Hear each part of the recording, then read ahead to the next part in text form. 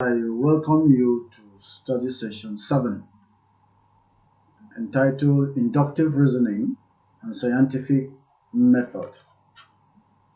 Now, in this study session, you'll be introduced to inductive reasoning in relation to the scientific method. Inductive reasoning is a necessary procedure in science and a fact of everyday life. Scientists draw inferences from particular observations and formulate general laws. This is the process of induction. We rely on evidence that is inductive to make predictions about future occurrences. In this study session, you will be exposed to the types of inductive reasoning and John Stuart Mill's methods of inductive reasoning. So it is expected at the end of this study session, you should be able to define inductive reasoning, identify at least three types of inductive reasoning, and then explain causal inductive generalization.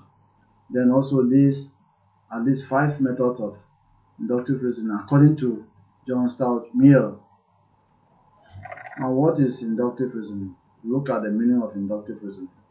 Inductive reasoning is a reasoning that proceeds from a particular instance to a general conclusion such that the relationship between the premises and the conclusion is that of probability and not of necessity. This implies essentially that the evidence offered by the premises does not guarantee that the conclusion is certain. And remember, if you remember what we did when we looked at the two different major types of argument, we talked about in deductive and inductive argument. Remember, we said the relationship between the premises and the conclusion is that of probability, because all of it is dependent on the sufficiency of the evidence that you have. And that is why when you are evaluating inductive arguments, you don't talk about inductive argument being valid or invalid. You can only say they are strong or weak depending on the sufficiency of the evidence provided for you to make your conclusion. So inductive reasoning is an inescapable procedure of science and a fact of everyday life. Through inductive reasoning, we argue from a large variety of observable instances of a phenomenon to a conclusion that has a universal application. There are three types of inductive reasoning, namely generalization, induction by simple enumeration or enumerative generalization, and analogy. Now let us look at the first one, generalization. This type of inductive reasoning is arrived at when we draw a conclusion about a whole class or group of objects based on a study of some of its members. So from the whole class, you draw a conclusion about the whole class based on the study you have undertaken on some of its members. For instance, pick A is black, pick B is black, pick C is black. Then you do that survey up to 10 or 100,000 picks. Then you conclude that since from the samples you have samples of up to 100,000 picks, and discover that all of them are black, you can say that all picks are black based on the survey you have undertaken. It is clear from the above example that there is an inductive leap from some to all. This leap is justified based on the assumption that the examined cases provide us with the examined case provide us with perfect examples of the entire class. As it is usual with every inductive reasoning, the premises of the above argument may be known to be true. However, this does not warrant us to assert with certainty. We can't just say that with certainty because it is possible that in the number of pigs that did not undergo the survey carried out here, there may be some that may not be black. And that is why we talk about saying we cannot say anything about them with certainty. So that's what we're saying, such that the conclusion is true. No doubt, 100,000 pigs are quite numerous to conclude that all pigs are black, but the conclusion can only be probable, even though it is more justified for us to conclude that all pigs are black from observing 100,000 cases than observing one or two pigs. So when you compare the observation you carried out on one or two with the observation you carried out on 100,000 cases, you understand that The one of 100,000 cases is stronger than that one of one or two peaks. That is why we say inductive arguments are always either strong or what? Weak. Generalizations are not without problems. It's not as if this type of inductive reasoning has no problems. This is because when generalizations are arrived at based on insufficient evidence, they become erroneous and misleading and result in the fallacy of hasty generalization. So, when you quickly conclude using few instances or you have few samples and you conclude about that, you are guilty of the fallacy of hasty generalization. Hmm? Yes, to avoid falling into the fallacy of hasty generalization, a number of safeguards must be observed. Number one, the sample on the basis of which we are making generalization should be large. Ensure that you have sufficient samples or cases that you are surveying or observing before you say whatever you want to say about the entire class. Number two, the samples should be random. Select them at random. Effort should be made to look for instances that confirm or contradict the generalization. So while you are sampling, try as much as possible to see if there are possibilities that some of the cases you have may be different from whatever generalizations you want to make concerning the group. The second type of inductive reasoning is induction by simple enumeration or enumerative generalization. This type of inductive reasoning proceeds by examining particular instances of a phenomenon or class, and on the basis of this, drawing a generalization of unexamined cases. For example, Ahmed is an Insuk student and is hardworking. Asaba is an Insuk student and is hardworking. Esong is an Insuk student and is hardworking. Another Insuk student is found to be hardworking. For all Insuk students, if one is an Insuk student, for all students, for all students, if one is an Insuk student, then one is hardworking.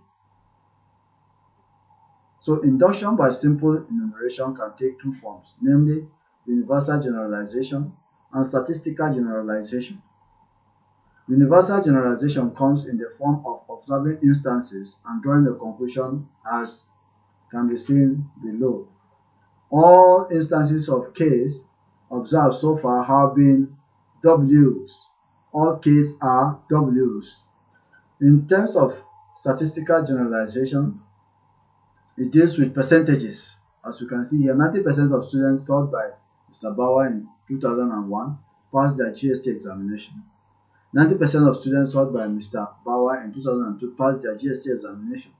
90% of students taught by Mr. Bauer in 2003 passed their GST examination.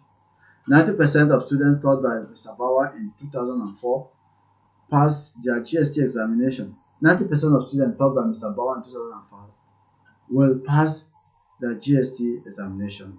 So here you see we are using percentages, but there is this inductive conclusion we are making because in the past it has always been that way. We don't feel that the future will be the same.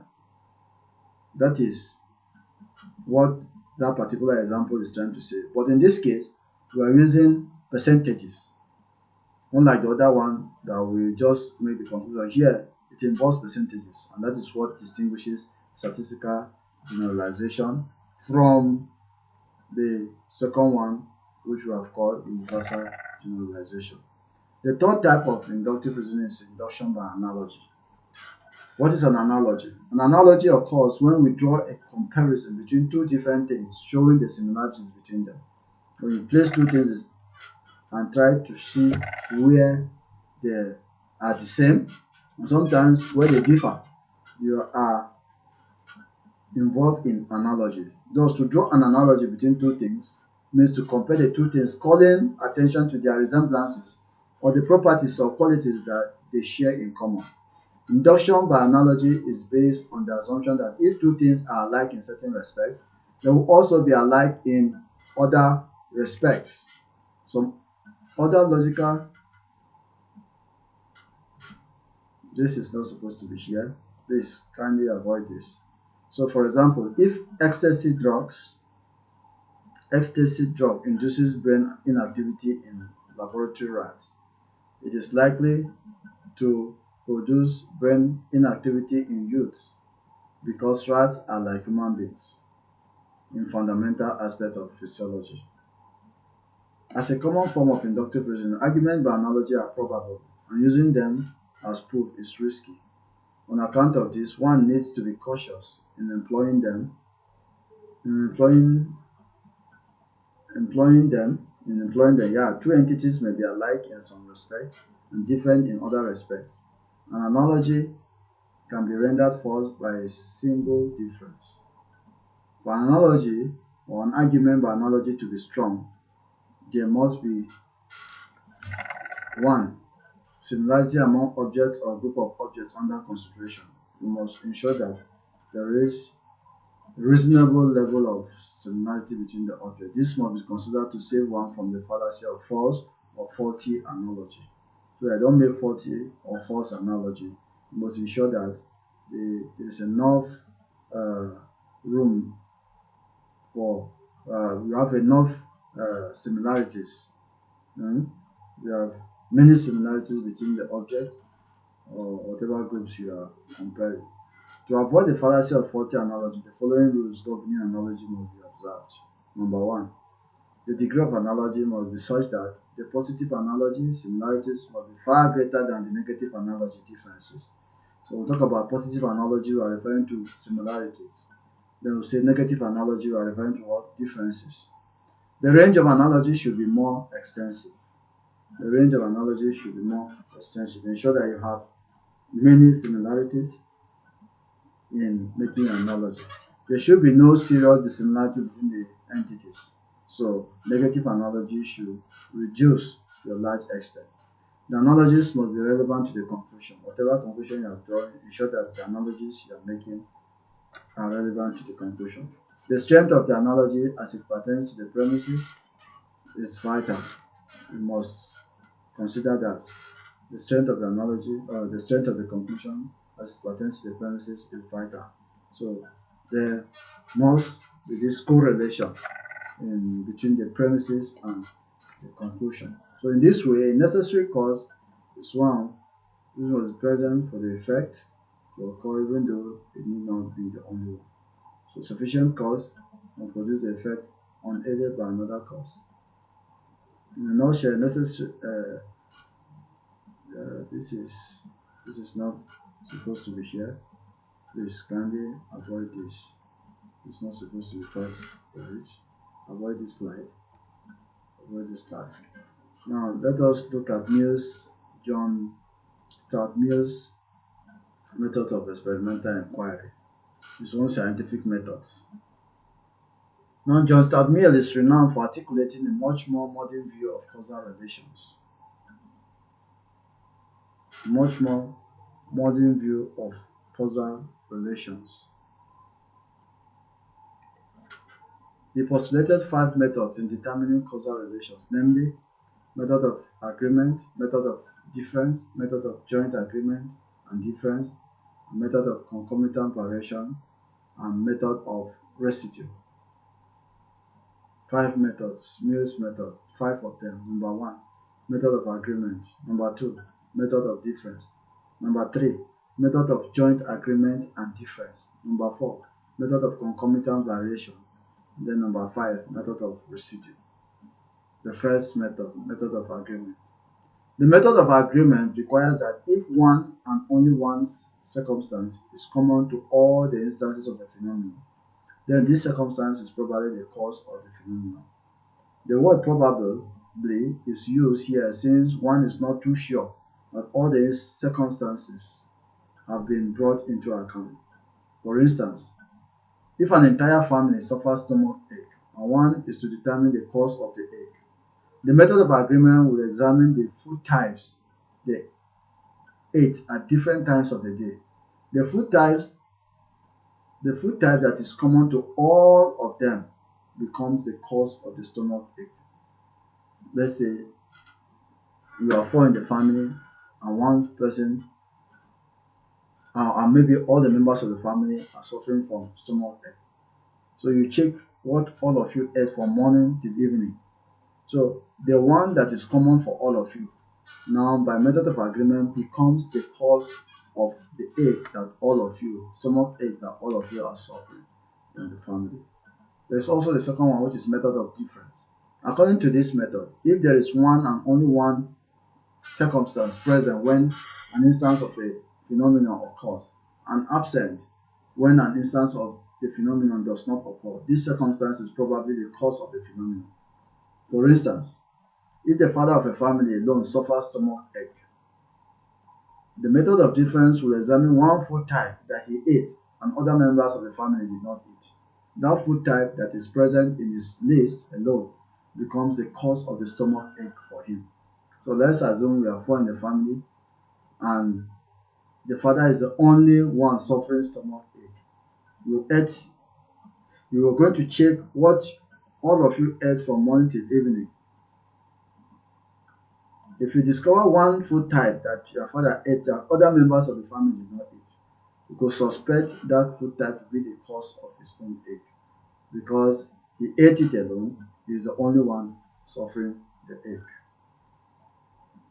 The third method is the joint method of agreement and difference. It states that if there is one and only one circumstance common to all instances of a phenomenon and absent from all instances where the phenomenon does not occur, then this circumstance is probably the cause of the phenomenon.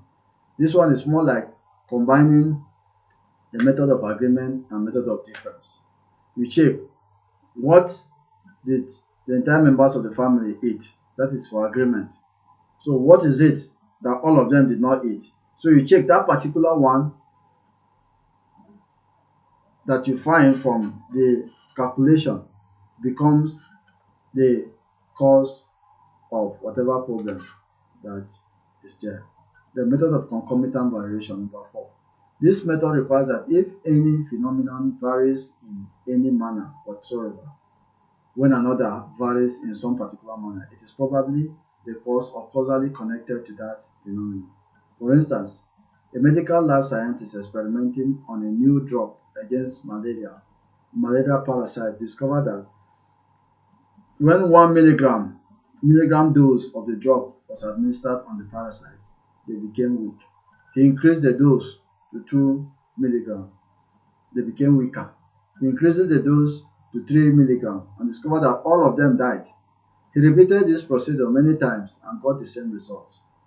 Following the method of concomitant variation, one can infer that the new drug will probably provide complete cure for malaria. So the only thing you'll be doing is just be increasing the number of milligrams. If you increase the number of milligrams, there's a particular level you get to that the malaria will be completely cured. So by method of concomitant variation, you are checking the effect of the cause on whatever is being checked. So as the impact mounts, you see the effect reflected. That is what the method of concomitant variation means. So it's more like saying that if you have a cut and you decide to take one tablet, you discover that the pain reduced. You decide to take two of the same tablet, the pains went down more. You then decide to take three and discover that the thing completely went. It is by method of concomitant variation that you have discovered that using that drug and a particular amount can help reduce the pain or cure the pain completely. Number 5, method of residue. This method states that you subtract from any phenomenon such part as is known by previous inductions to be the effect of certain antecedent, and the residue of the phenomenon is the effect of the remaining antecedent. This method relies on previous knowledge of certain factors. What happens here is you may have a situation where maybe, for instance, you have a wheelbarrow that weighs, let's say, 10 milligrams, then a bag of rice, 10 kilograms, 10 kilograms, then a bag of rice weighs 25 kilograms. So by the time you combine them, you are going to discover that you have 10 and 25, you are going to have 35. So this method is saying that if you subtract If you want to know, eh, then given that at least you know for two different objects or items their weight, there may be another one there whose weight you do not know. Let's say there is one bottle water in that wheelbarrow. By method of residue, you are able to know what that bottle water weighs. What do? You try to check the entire weight, and then you deduct the ones you know from those ones so that you can find the actual weight of the bottle water that is there. So if you, for instance, the wheelbarrow is 10 kg, then the bag of rice weighs 25 kg. You already know that you have 35 kg. Then when you check the entire wheelbarrow, including the wheelbarrow, the water, and the rice, let's say for instance, you discover that everything is 100 kg. So if you want to know the weight of the bottled water that is included there, what you need to do is to subtract the weight of the rice, the weight of the wheelbarrow from the entire weight that you have. So you subtract 35, which is a combination of what you have, the wheelbarrow, and then the bag of rice, from 100, which is the entire weight. When you subtract 35 from 100, you're going to have 65. It means the bottled water that you put there is the one weighing 65 kg. You arrive at that by method of residue. So in sum, in this study session, we have learned that there are three types of inductive reasoning, namely generalization, induction by simple enumeration or enumerative generalization, and induction by analogy. Each of the types of inductive reasoning has its own weaknesses. The special form inductive reasoning is inductive causal generalization, which organizes around causal relations. In John Stuart Mill, we find a more modern view of causal relations. Mill postulated five methods of determining causal relations, namely method of agreement, method of difference, joint method of agreement and difference, method of concomitant variation, and method of residue. Thank you for listening. See you in the next study session.